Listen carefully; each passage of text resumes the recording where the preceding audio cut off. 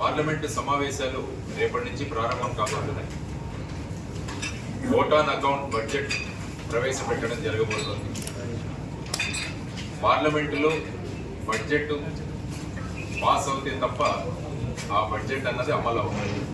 అందుకని ఈరోజు సాధన సమితి ద్వారా మన రాష్ట్రంలో ఉన్న ఇద్దరు ముఖ్య నాయకులు, ప్రస్తుత ముఖ్యమంత్రి గారు మరియు ప్రతిపక్ష నాయకులకి ఈరోజు సాధన సమితి ద్వారా మేము చేసిన విన్నపం ఏంటంటే, ఆంధ్రప్రదేశ్ రాష్ట్రానికి ప్రత్యేక హోదా మరియు విభజన హామీలను సాధించడానికి మరి ఒక అద్భుతమైన అవకాశం దొరికింది.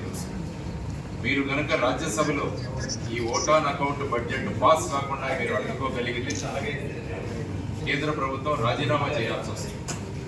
కాబట్టి అటువంటి అద్భుతమైన అవకాశం వచ్చినప్పుడు మీరు నిజంగా ప్రత్యేక హోదా సాధన సమితి చేస్తున్న ఒక విన్నపం ఏంటంటే, వాటికి ప్రత్యేక హోదా మరియు విభజన హామీలను మీరు చిత్తశుద్ధితో కనుక నెరవేర్చదలుచుకుంటే రాజ్యసభలో ప్రస్తుతం కేంద్రంలో ఉన్న ప్రభుత్వానికి మెజారిటీ లేదు.